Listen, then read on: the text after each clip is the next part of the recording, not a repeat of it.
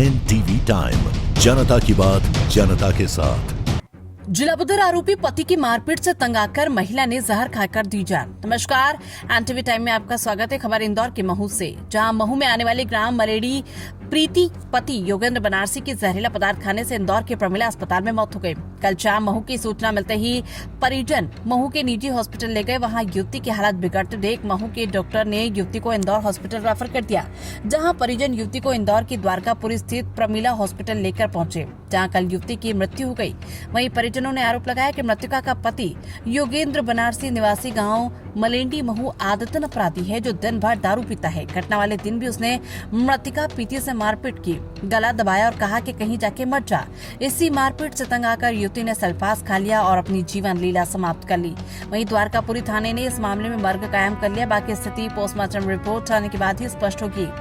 साथ ही परिजन ने योगेंद्र पर आरोप लगाया कि योगेंद्र का किसी और महिला से संबंध है, जिसकी जानकारी युवती को थी, जिससे आए दिन पति पत्नी में झगड़ा होता था।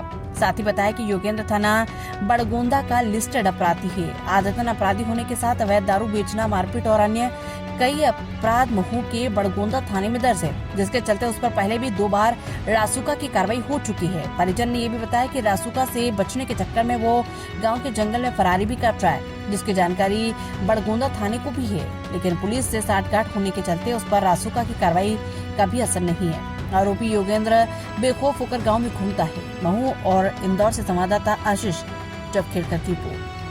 आपने बताया कि आज आपकी बहन की मृत्यु हो गई, तो क्या मामला था ये?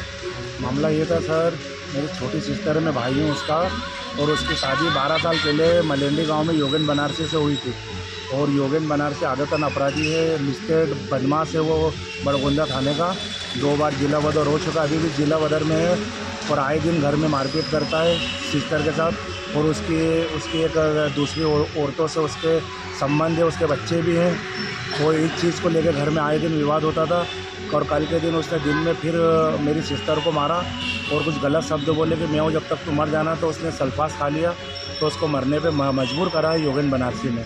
और 3 बच्चे हैं उसके। जिला बदर होने के बाद भी वो आदमी गांव में रह रहा है, घूम रहा है, और जंगल में दिन में छुपा रहता है, रात को घर में आके रहता है। तो वहाँ के बड़गोंदा थाने का जो स्टाफ है वो भी इनसे मिला हुआ है, और सब ये मिल के और उस आदमी को आगे बढ़ा रहे हैं।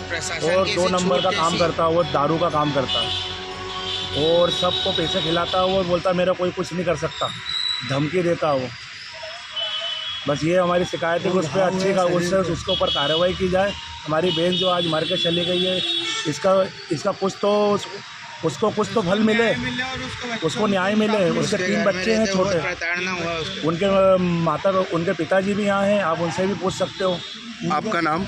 मेरा नाम राजा लोधी है, मैं प्रीति बनारसी का भाई हूँ। आप यहाँ सब द्वारकापुरी थाने पे आए, क्या मामला है? मामला हमारी बहन सिस्टर का है, हमारे बुआ जी की लड़की का है। कल हमारे को हॉस्पिटल पे फ़ोन आया कि आप यहाँ हॉस्पिटल आ जाओ, हमारी जो बुआ जी की लड़की है कि हम यहाँ लेके आ रहे हैं उनको। तो हम गए वहाँ पे, तो उनने क्या हमको बताया कि ये डब्बी बताया उनने मोबाइल में कि ये खा रखा है इनने, और यहाँ पे ऐसा हुआ। जब लड़की बेहोशी की हालत में थी और जब हॉस्पिटल में उनको अंदर ले जाया गया, जब दवा निकाला गया, जब थोड़ा सा होश आया था, तो हमने बात करी वहाँ पे डॉक्टर के सामने। हम खड़े होकर बात करें तो डॉक्टर के सामने लड़की ने ये जवाब दिया कि मेरे को योगेंद्र आया था, मार के गया, और मेरे को बोल रहा था कि मेरे आने के पहले तू मर जाना। योगेंद्र आपका कौन लगता है? योगेंद्र जीजा लगता है मेरा। तो ये काम मामला कहाँ का है ये मलेंडी गांव का है। ये सब मामला हुआ, क्या मामला है ये योगेंद्र जीजा जी, उनकी हमारी बहन है प्रीति, उनके साथ हमेशा मारपीट करते हैं, और दूसरी औरत भी रख रखी है उन्होंने। इसी चक्कर में कल भी उसके साथ मारपीट की है उन्होंने। कल कोर्ट में आई थी वो, किसी केस में बयान थे प्रीति के, तो उन्होंने मुझे बताया कि आने से पहले उसके साथ जीजा जी ने मारपीट की है। उनके पीठ पे भी घाव के निशान थे, गला घोटा था, गले पे भी खरोच के निशान थे। बहुत ज़्यादा मतलब वो परेशान थी, पर ऐसा कुछ कदम उठाएगी ऐसा उसने कुछ भी नहीं कहा। वो उसके परिवार में बच्चों के साथ रहना चाह रही थी, उसके साथ कुछ ना कुछ गलत घटना हुई है, इसकी जांच की जाए। तो अस्पताल में क्या घटना हुई उनके साथ में? अस्पताल में यही बताया गया है कि उसने दवा पी ली है। उसके पश्चात बाकी मैं अभी आई हूँ। भैया